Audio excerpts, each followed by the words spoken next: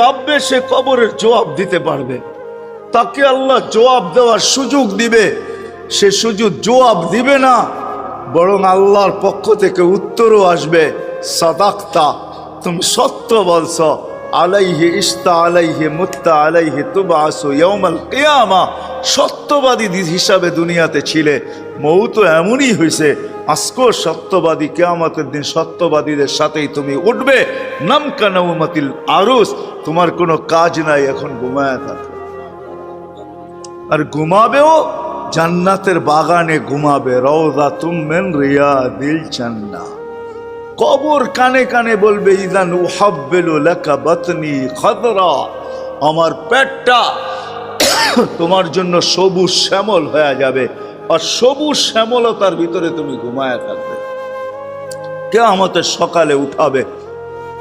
বলছে ইব্রাহিম, চতুর্থ প্রশ্ন,